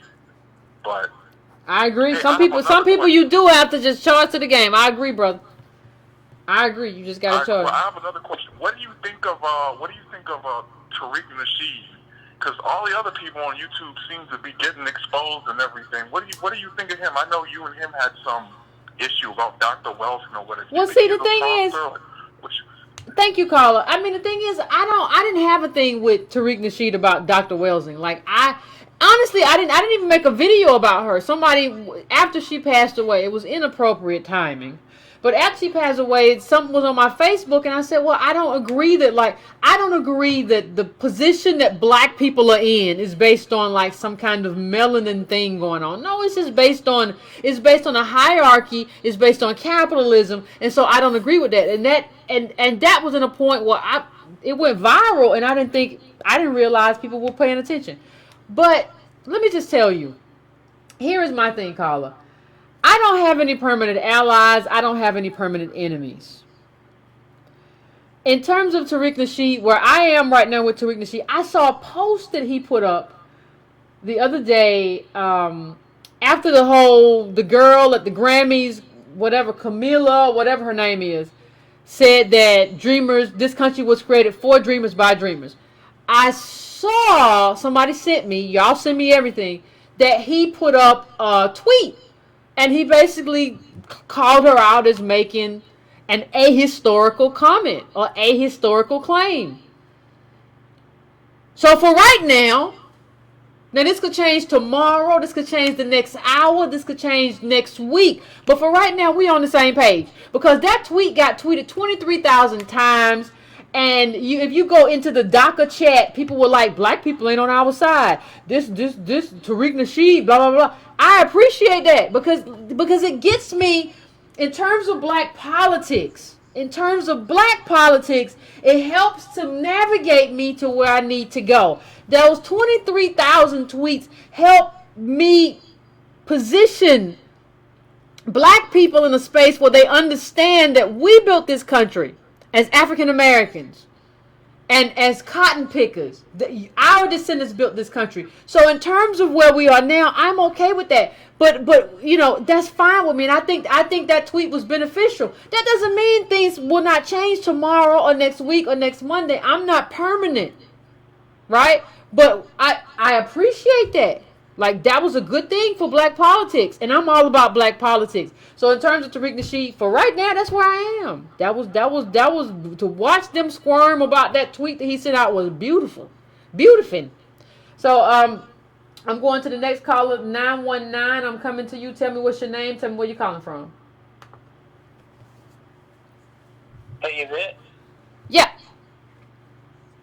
Hey, this is Jabbar again from Greensboro.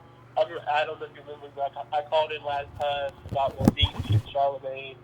But I just wanted to talk about, I guess what I wanted to say about Boyce Watkins was that it doesn't, what we have to understand is that even though, the thing is that even though you're speaking so much truth right now, right, there will still be black people that will say, he's just being a boss, he's just getting his money, why he been hating or whatever.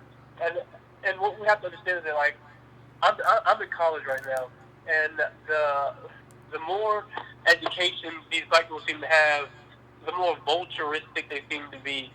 They seem to just, they desire to be white. They desire to get ahead. It doesn't matter at what cost. And one thing, like, there's really no difference. These are the same people that will look at, like, they will admire a Kanye, a Jay-Z, a Beyonce, a Charlemagne. But what we have to understand is that these people, they talk skin color, but they don't talk black. And they look for white admiration. So you have Kanye, who admire Pablo Picasso, Beyonce, I'm Black Bill Gates. You have Boyce Watkins, who's doing a secret meetings with Maven and white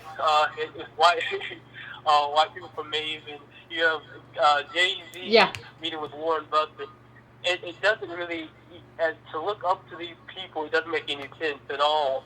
I mean, it's crazy. And one thing that really hit me was when Boyce Watkins started talking about how he started talking directly to black people after he got done throwing shots at you, and how he talked down to black people like he was a white person, like he talked like, white people have never done anything to black people. Like, what are you talking about? White people have never done anything to black people. That's the whole history. And he said, hold on, caller. He said, hold on, let me show you how stupid he is. He said white people have never stopped black people from reading the book. He said that. Now, understand during slavery that we weren't allowed to read. How can you say that and consider yourself an intellectual? It doesn't make any sense. Exactly. That's not, I was so shocked when he said that. I was like, the white people have never. But then he'll come back because he knows it's bull crap, right? And he'll say, well, I know we've been oppressed. You just contradicted yourself. The whole point of oppression is that of holding another group down. So now you pretty much contradict yourself because you know it's bull crap, because you're selling a lie. But we have to be careful because there will be these black vultures. I'm at college right now. I'm surrounded by black vultures all the time. And you have to watch your back. You have to recognize the signs when you see it, and you have to just cut these people off and just walk away. You're right, caller. You're right. You're right. Thank you. I appreciate that. I gotta let you go because I gotta get to the other caller. But I appreciate that, caller. And I'm reading the comments. Listen, I'm not saying that I'm not pro. One thing you have to understand, I'm not pro or con anybody. I'm pro or con ideas. I know all of what y'all talking about in the comments about Tariq Nasheed, King Flex, and all that stuff, and that I ain't got nothing to do with all that. What I'm telling you is that right now, in terms of this DACA stuff and everything we got going on, that was a good tweet. I move moment to moment. That's how I navigate. I don't navigate day to day even. I navigate moment to moment in terms of allyship. That's what I'm telling you. And that's how I answer the question.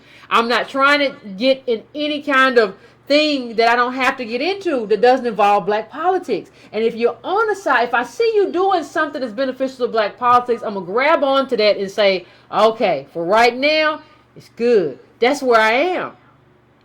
That don't mean anything in terms of me supporting or not supporting anybody. I don't do that. In politics, it's all about shared interests. It's not about whether I like you, whether I support you, whether I have any affinity. It's not about none of that. It's not about none of that. So I just need everybody to understand that in the comments. And yeah, boy said white people never stopped you from nothing. I don't know. So 617, I'm coming to you. 617, what's your name? Where you calling from? Yvette, it's Reggie from Boston. What's going on, Reggie? How you doing? Man, I was trying to take the night off. It goes crazy. Listen, understand, and realize that it is a tragedy that myself, someone who dropped out of college, forgot everything that he learned in college, has read more data than this PhD. Oh, this is a tragedy. Tragedy. We're going to add something else to the. We're going to add something else to the book club. What's think that? I might have mentioned this before. We need to read The Color of Money, Black Banks, and the Racial Wealth Gap. I think Irony did a show on. I think Irony, my former co-host, did a show on that a while back. I had a book though. Yeah. I think we should read up that. And what you'll understand, what Boyce is saying, black people need to do this, black people need to do that, black people should have done this, black people should have. We already did it. We already did it all. Exactly. Understand that in 1788, black people were coming together to do business. Don't talk to me about black people who don't know how to come together and do economics. We did it. This guy does not get to talk.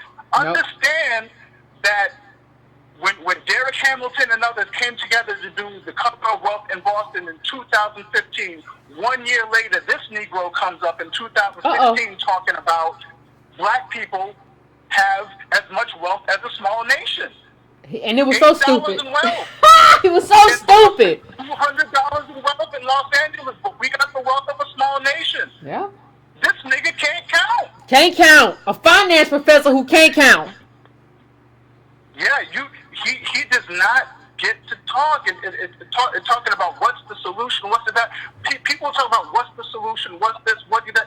If you read history and you read the data, you don't have to tell me what the solution is. You don't have to tell me what my politics should be.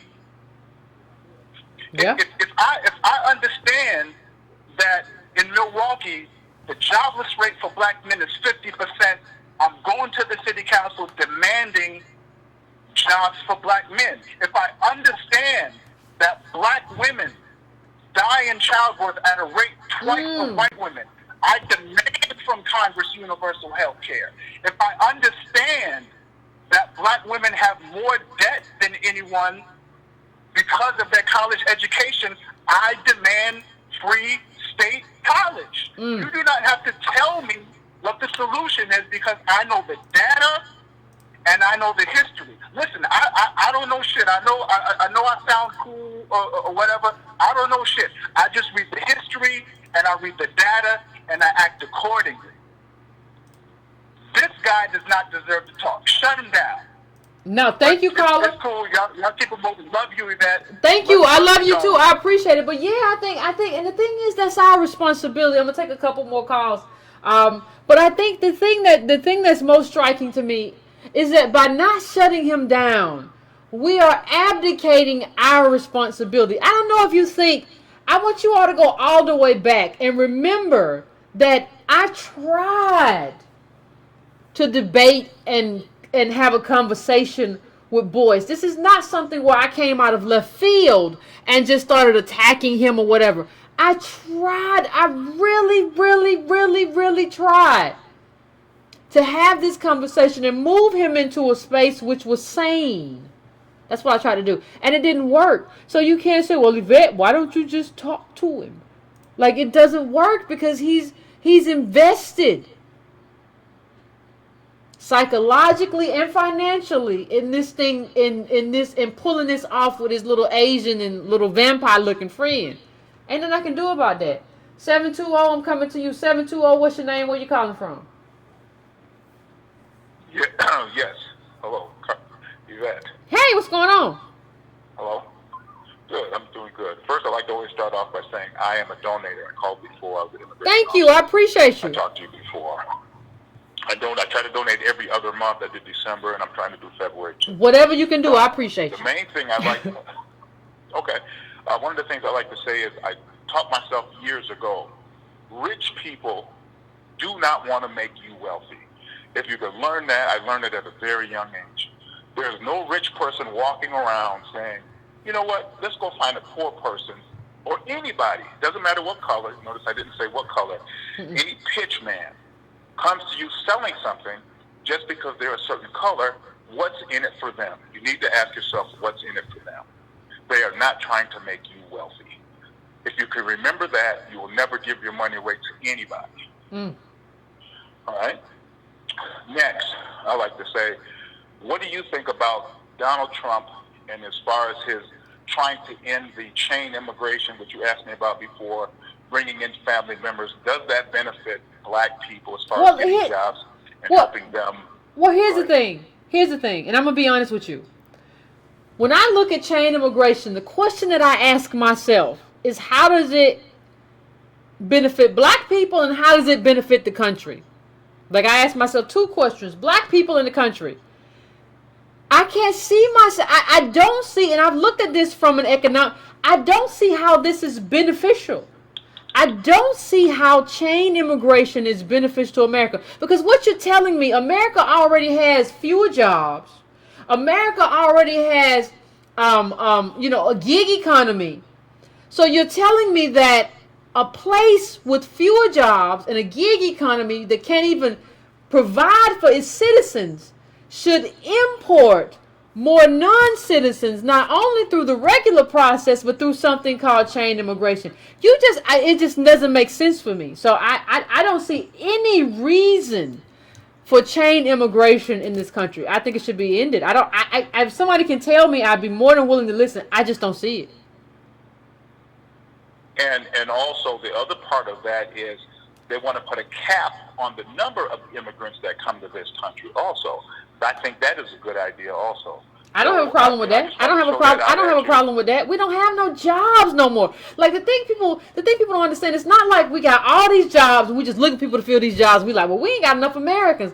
We got Americans who can't eat right now because they don't have work. We got Americans who haven't been trained for the jobs that we do have. Like there's a certain point where you have to say, let's take care of our citizens. Citizenship is supposed to mean something. And it doesn't make you xenophobic to say my citizenship should mean something.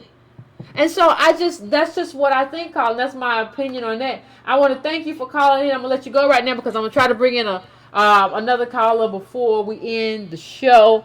So, 424, I'm coming to you now. What's going on with my mouth? 424, if I can get it to go right. Hey, what's going on? What's going on? Hey, how are you doing? Pretty good. How about you? I'm doing great. I don't know if I'm going to be throwing gasoline on this fire that. So go ahead, caller. What's going on? I've been watching the show for a while, so thanks for what you do. Just keep doing it. I appreciate But you know, after you posted that video, somebody posted the man's like webpage. Who? And then once I looked up that webpage, it came up with a corporation. And that was odd to me because if he was like an entrepreneur, it would come up like GoDaddy.com or one of these like, you know, exchange kind of web hosting services. So, you know, if somebody's running a corporation, that means that's their physical, you know, corporation. They have an IT staff. They paying them a lot of money. And it came up with like a Matthew Blake or something. And it seemed weird, so I looked up the address. It was in Newport Beach somewhere. And I'm like, well, if he's got an address at some business park, he obviously has like an LLC or a corporation.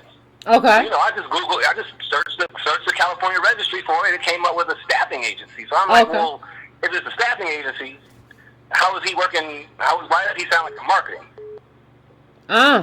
You know, you got it up on the page, and it seemed weird. I was like, okay, but it seemed too easy for me that it was an easy, like, white man's name that came up. So I was like, okay, it can't be him. So I was like re-Googling it and trying to figure out something different. I'm like, well, it's not that. It must be him.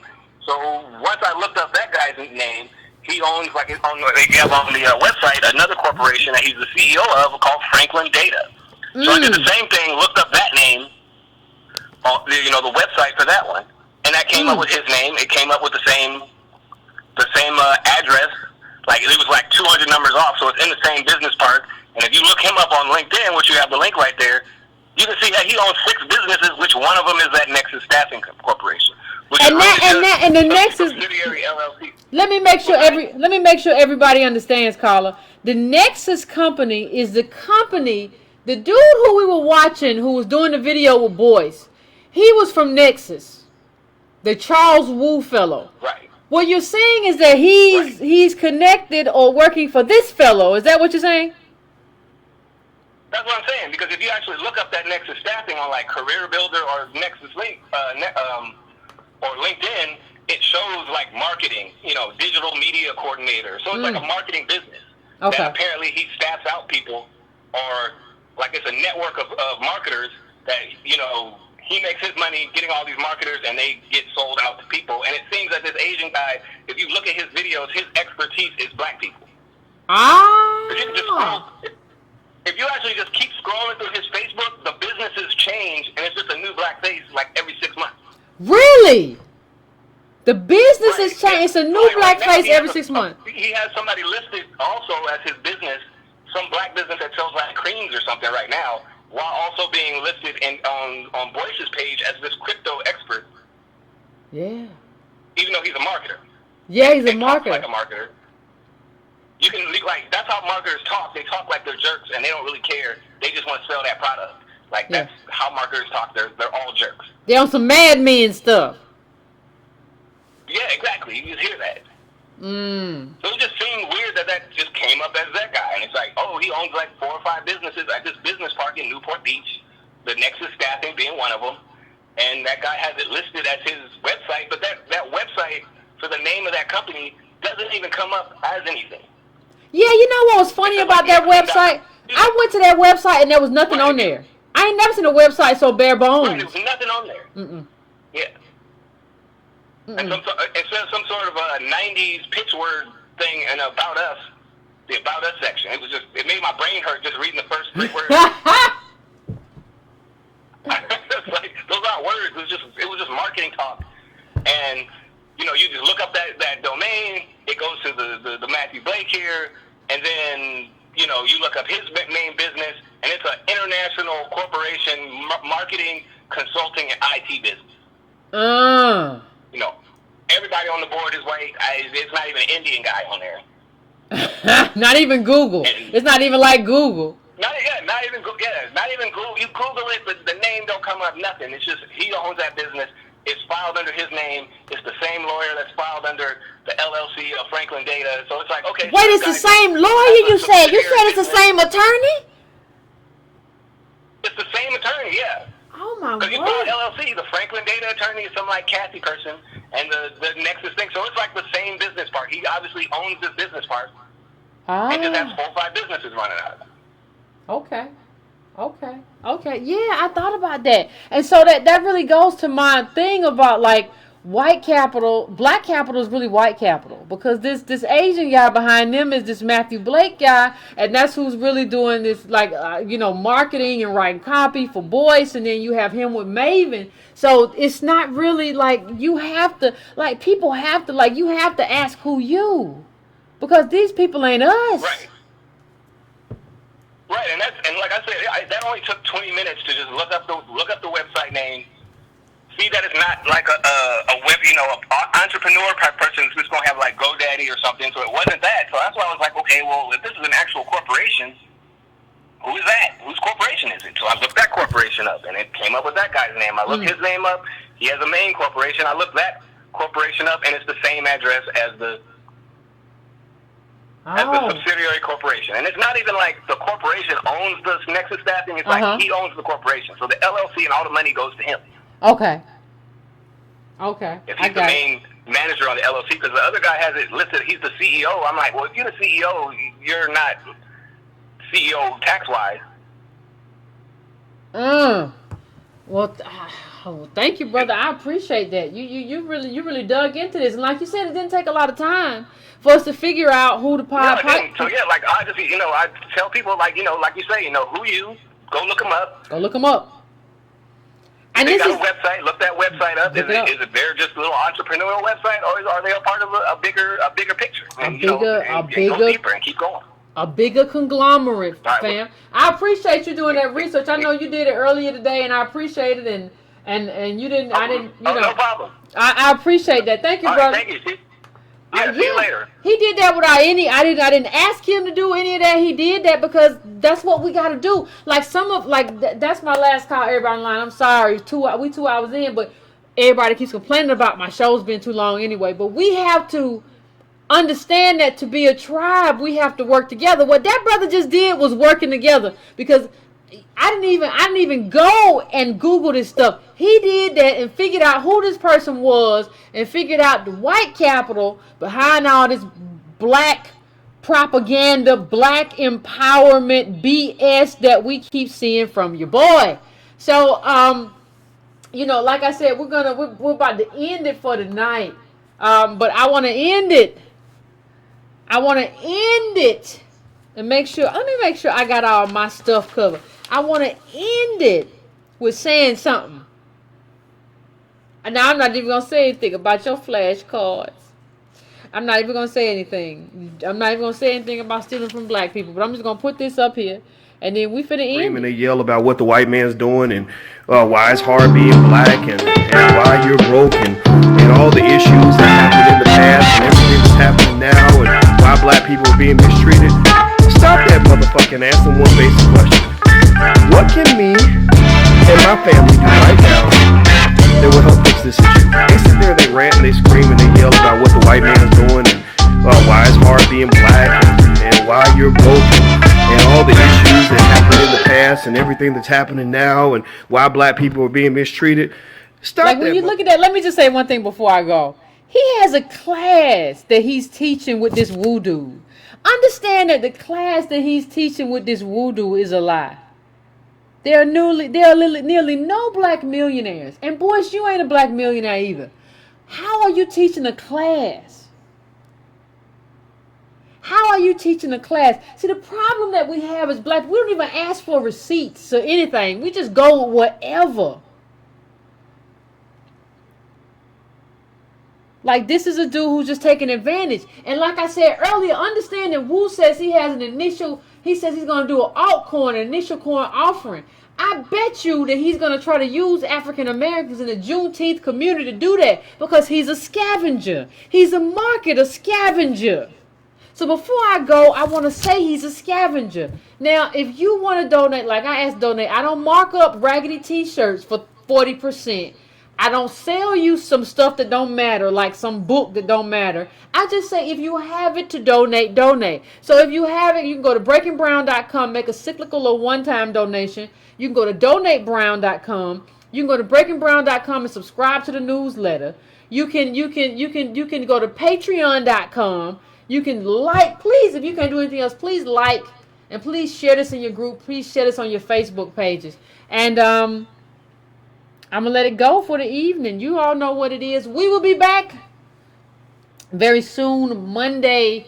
My next show is Monday. And we got to talk about this. So I'm going to go in the comments a little bit later after it processes on YouTube, because I'm very interested to hear what everybody got to say.